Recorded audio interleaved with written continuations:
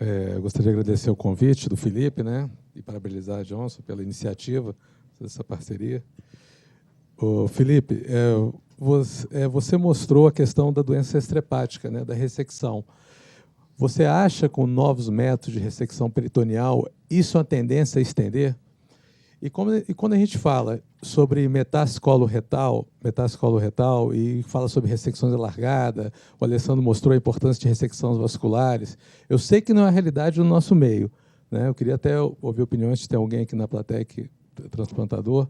Você acha que cabe hoje o transplante hepático? Vai caber no futuro? Não estou falando da realidade do Brasil, porque, né, nossa realidade é um pouco diferente. Mas cabe o transplante hepático como metodologia de ressecção desses pacientes, de tratamento desses pacientes, ou com a cirurgia ex situ, ALPS, isso aí caiu um pouco de desuso, para metástase coloretal. Alexandre, na verdade, eu acho que essa indicação de fígado e peritônio, eu acho que a tendência é até restringir, não sei. Com a experiência dos casos que a gente vai tendo, a gente vai selecionar cada vez melhor para ter um resultado melhor. Acho que não é o contrário, não. Mas a gente está aprendendo, está vendo uma resposta melhor à quimioterapia. Em pacientes muito selecionados, a gente pode considerar, sim. A outra pergunta era das... A relação do transplante de fígado em pacientes, estou falando para metástase coloretal, que tem algumas séries em serviços, né, muito restritos, né, em doenças localmente avançadas. Eu acho que hoje, na nossa realidade no Brasil, ainda não é viável, não tem fígado nem para quem tem uma chance de cura e sobrevida muito maior do que isso. Em tese, eu acho que para o futuro, com o melhor controle sistêmico da doença, talvez seja uma opção para casos muito selecionados com doença somente hepática por muito tempo, né? Mas ainda assim, a recidiva hepática é altíssima. Então, acho que hoje não sei se é o caso. A gente vai ter que esperar as experiências dos outros grupos e talvez de países que tenham fígado em abundância para transplante, né? Paulo, eu estou num serviço que eu consigo fazer uma segmentectomia laparoscópica, uma hepatectomia esquerda, e eu consigo material para videolaparoscopia, mas eu não tenho ultrassom intraoperatório, né? E eu tenho 2 nódulos no fígado, né? Eu tenho um nódulo segmento 2, segmento 3, e realmente eu não tenho ultrassom laparoscópico. Eu posso fazer essa ressecção, ou eu tenho que fazer uma ressecção híbrida, eu tenho que fazer um ultrassom. O que você recomenda isso? Fazer uma incisão menor, passar o ultrassom convencional, o que você recomenda? Essa é uma boa pergunta. Na verdade, o que nós fazíamos no começo era fazer pequenas incisões e usar o transdutor convencional. A peça vai sair por essa pequena incisão, então você vai ter que fazer uma incisão para tirar a peça, coloca o transdutor convencional e faz o ultrassom. Por quê? Porque nós achamos que é muito importante fazer o ultrassom. Mesmo num cenário em que você tem, como eu disse, difusão e contraste hepatobiliar, a gente ainda perde lesões. Então, é importante. Lógico que a gente sabe que o ultrassom intraoperatório laparoscópico não é tão bom quanto o ultrassom intraoperatório convencional, que você tem todo o fígado na mão, que você mobiliza o fígado, que você vai em todos os lugares. Mas eu acho que é importante continuar fazendo ultrassom. Não é o ideal, mas se eu fosse fazer sem ultrassom, eu acho que seria extremamente importante ter um método de avaliação pré-operatório com ressonância e, no mínimo, difusão. Mas o que nós recomendamos é que se faça ultrassom. Não vou dizer que para você não operar esse paciente, opere, mas faça pelo menos a difusão e a sua chance de ter um nódulo que passou desapercebido é por volta de 10% a 15%. Outra coisa interessante chamou a atenção em relação aos pacientes idosos, né? A gente sabe hoje, cada vez mais é uma realidade nossa, né? Então, você operar um paciente, fazer uma hepatectomia, às vezes no paciente de 70, 80 anos, não vai ser uma coisa absurda, vai ser uma coisa cada vez mais comum, né? E o que a gente tem visto na literatura, em revisão de literatura, é que não é questão da idade, é questão da comorbidade, né? Então, tem vários trabalhos mostrando hepatectomia, comparando, e alguns até com uma mortalidade menor, acho que pelo cuidado que nós temos em tratar esse paciente, né? Mas, principalmente, tomar cuidado em pacientes idosos que têm mais de 3 comorbidades, né? Esse paciente, realmente, a mortalidade cresce muito. Ela cura em cirurgias alargadas de 10% para 40%. Eu acho que ainda tem caso clínico ainda, eu não vou me estender, e parabenizar os apresentadores. Só aproveitar a questão, fazer uma pergunta para o Dr. Paulo Hermann. Nessa situação, com o transdutor que se tem não adequado para a laparoscopia, para fazer uma varredura completa do fígado, teria que soltar todo o fígado. Não é ideal. Nessa situação, qual é a abordagem que vocês têm no serviço? Uma lobectomia esquerda, a princípio, para investigar o restante do fígado.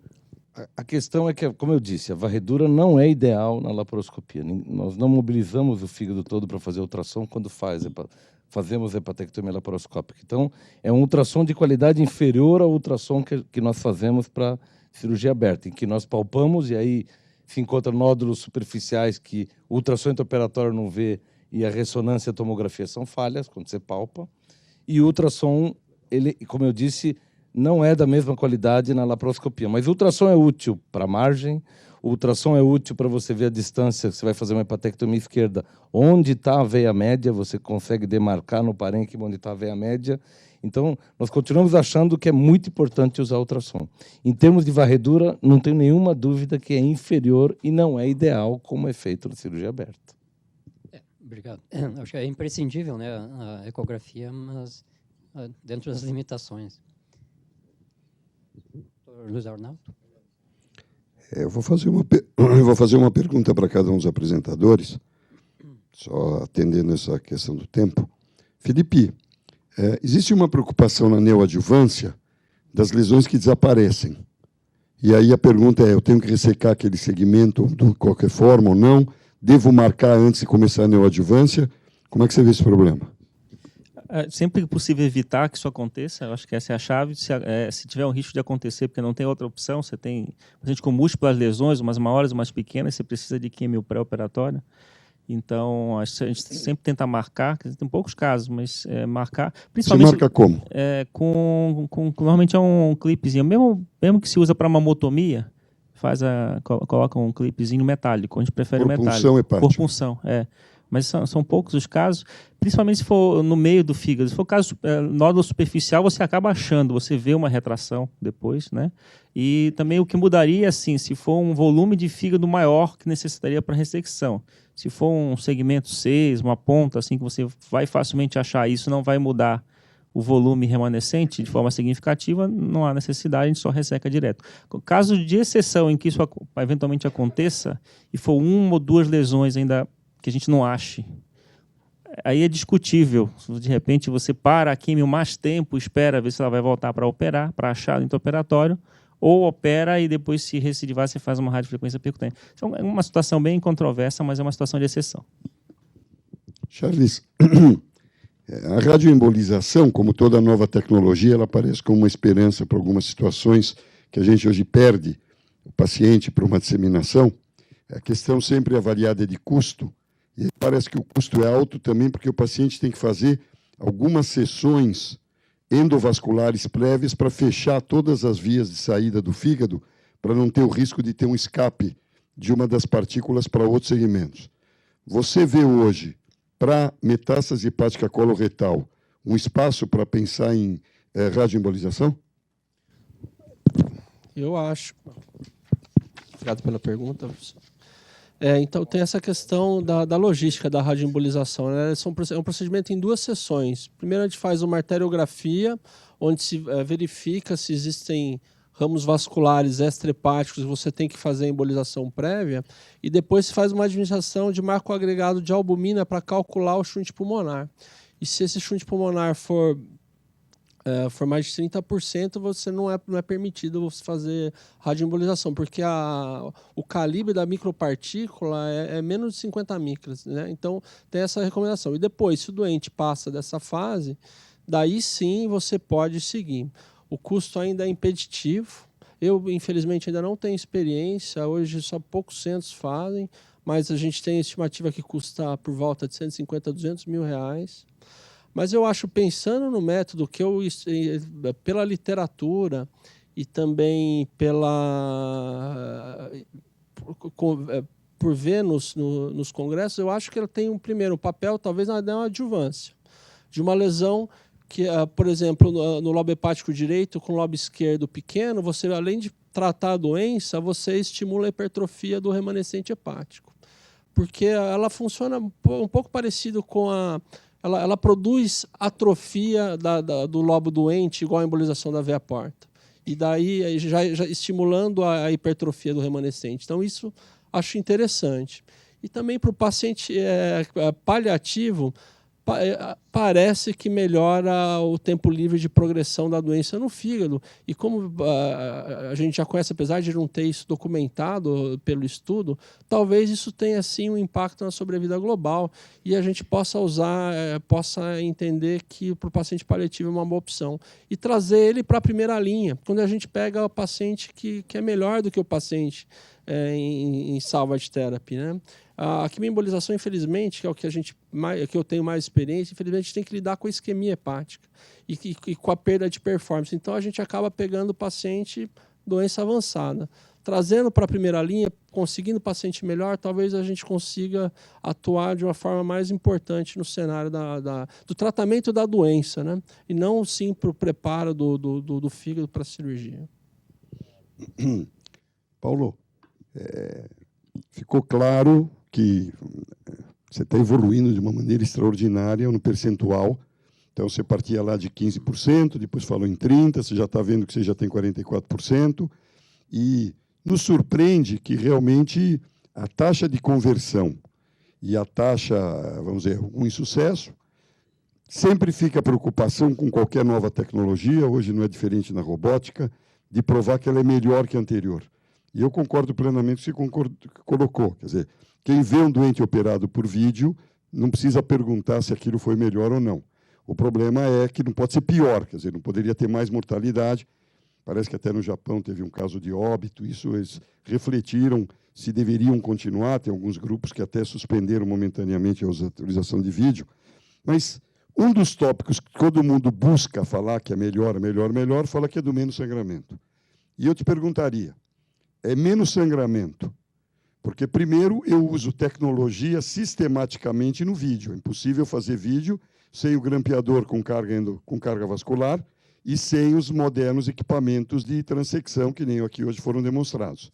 E quem opera aberta sabe que, às vezes, pode operar ou tem, principalmente no ambiente nosso de hospital público, que não tem essas duas tecnologias. O Alessandro mostrou um grampeamento que ele faz na aberta, que indiscutivelmente diminui tempo e diminui sangramento do que se ele fosse fazer. Segunda questão é a questão do pneu peritônio, que também pode estar corroborando com o menor sangramento. Então, a minha pergunta, você, eventualmente, quando sangra mais, aumenta o pneumoperitônio no intraoperatório dessas operações por vídeo, sim ou não? E como é que você vê essa questão aí, se você usasse toda a tecnologia na aberta, se o sangramento não seria exatamente igual? Esse ponto é muito importante. Eu acho que existem algumas causas para dizer que tem menos sangramento. Uma que, quando você tem uma amplificação de 20 vezes e começa a sangrar um pouquinho, você já muda toda a conduta, que é, às vezes, um sangramento que na aberta você não daria muita bola. 1. 2, o pneumoperitônio acaba tamponando os vasos e sempre que tem um sangramento, nós aumentamos para 18, avisamos o anestesista. Se o paciente tolerar bem, com uma pressão de 18, isso é importante. E para quem tem experiência em laparoscopia e não usa 2 insufladores, eu recomendo que, para uma hepatectomia maior, tem que usar 2 insufladores, para você poder aspirar e manter um nível de pneumoperitônio alto. Não dá para fazer uma hepatectomia direita com um insuflador só. Isso é uma dica que ninguém fala, mas que é fundamental para você conseguir esse menor sangramento. O terceiro ponto é que os casos mais difíceis são operados abertos. E essa é uma das razões pelas quais a aberta sangra mais. Nós temos uma seleção de casos e a gente faz laparoscopia nos melhores. Então, quando se soma tudo isso, provavelmente é isso que acontece. Eu acho que se nós olhássemos cirurgia por cirurgia, é muito possível que seja igual. E o que nós temos que provar é que ela é igual, e não que ela é melhor. Eu acho que tem que acabar essa ânsia de querer mostrar que é igual, que é melhor. Se ela for igual e o paciente tiver benefícios com isso, já valeu a pena. Mesmo que custe um pouco mais caro. O que também hoje é uma grande discussão, porque nós não sabemos exatamente os custos hospitalares no Brasil.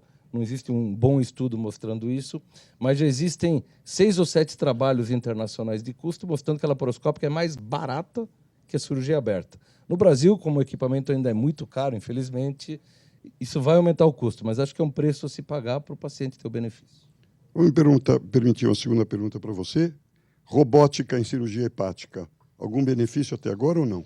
Na verdade, a gente só viu o desenvolvimento disso na Coreia, Nós temos um robô no ICESP, nós vamos começar um projeto prospectivo randomizado com a laparoscópica e a robótica. Minha experiência é zero, só fiz o treinamento. Então, eu não consigo dizer hoje exatamente onde está a robótica.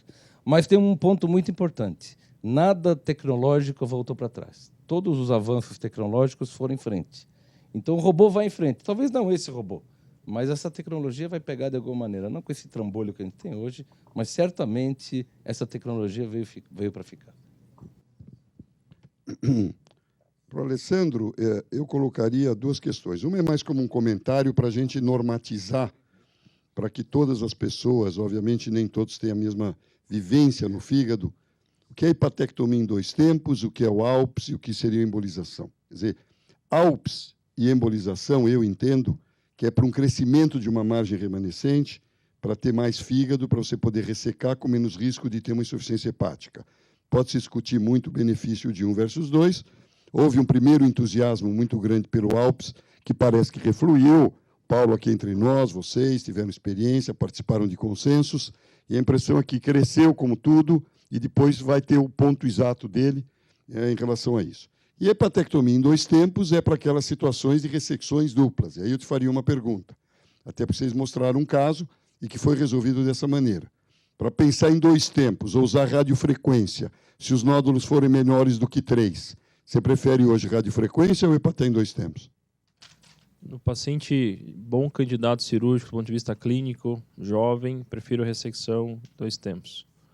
Paciente de risco cirúrgico alto, prefiro associar radioablação, desde que sejam lesões, primeiro, 1 ou 2 no máximo para queimar, e lesões bem pequenas, até 2 centímetros. Não queimar 3, 4 lesões, fazer 2, 3 punções para queimar uma lesão maior, a gente acha que isso não tem muito benefício. E já que você está fazendo o primeiro tempo, você liga a porta no próprio ato operatório dessa primeira cirurgia, ou você faz por endovascular no segundo, considerado que alguns endovasculares, sempre eles têm uma justificativa para dizer que aquilo é melhor, como a difusão é mais periférica, aparentemente o impacto de crescimento seria maior numa embolização endovascular do que numa ligadura de veia-porta. Como é que você vê essa questão? Nós migramos nos últimos anos para essa primeira opção, né? Hoje a gente faz rotineiramente por via percutânea a embolização, permitindo primeiro um pouco mais de tranquilidade, estudar a anatomia vascular do fígado, que o Charles tem nosso apoio nesse sentido. Já usei ligadora com excelente resultado também. Talvez exista um pouco de acomodação pela disponibilidade do método que a gente tem hoje, mas a literatura realmente ela tende a favorecer um pouco mais a via percutânea. Já tivemos complicações também da via percutânea, tivemos um caso de trombose, inclusive, do tronco da porta, que o paciente não teve uma evolução ruim, mas que é um efeito adverso importante.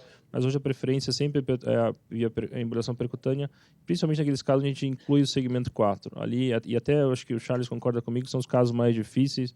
Hoje eles estão, inclusive, usando uma via de acesso transesplênica, que pode comentar depois, que parece oferecer melhor resultado para o acesso ao segmento 4.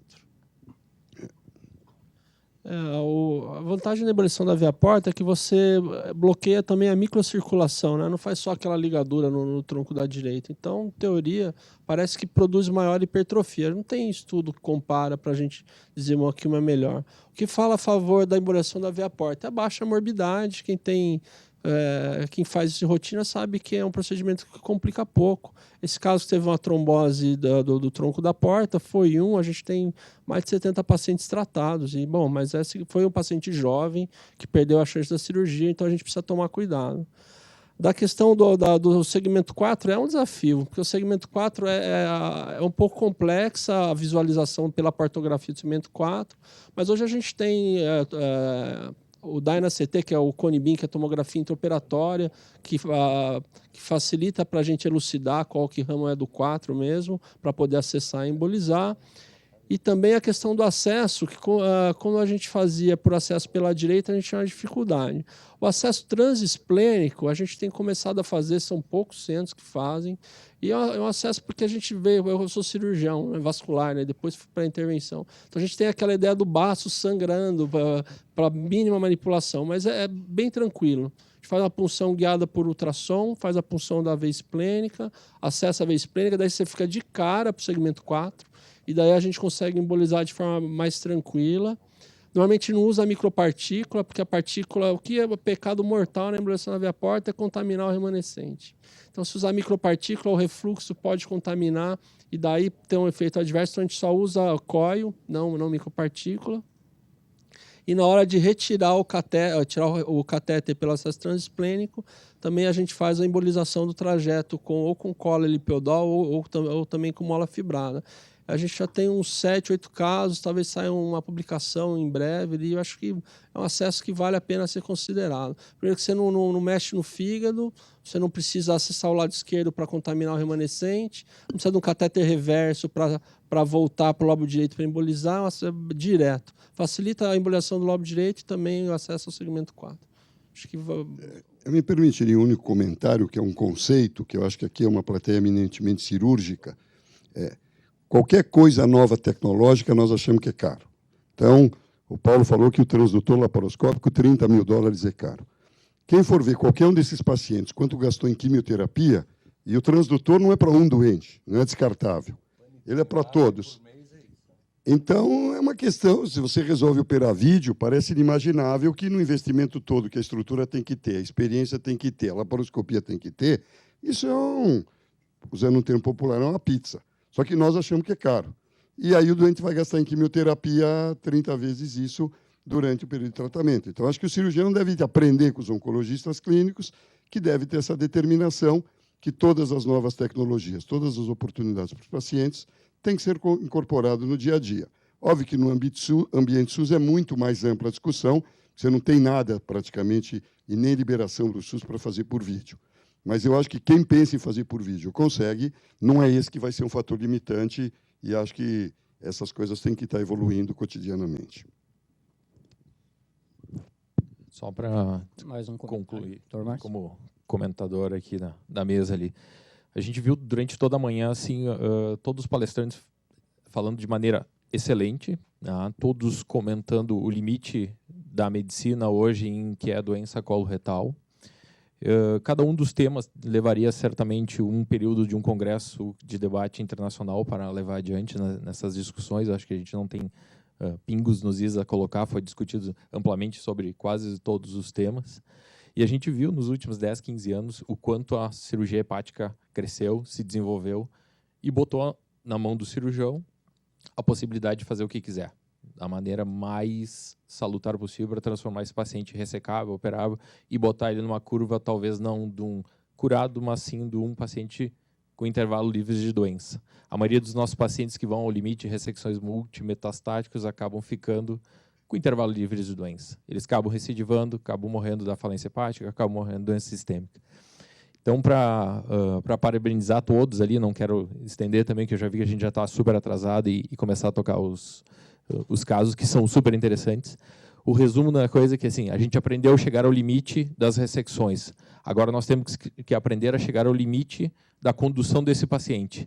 E a maneira multidisciplinar, eu acho que deve ser sempre a tecla maior, a tecla mais importante a ser discutida, e para a gente aprender no dia a dia como se conduzir esse paciente, tornar esse paciente viável, de sobrevida adequada, qualidade melhor, e ir adiante no seu tratamento. Silvio.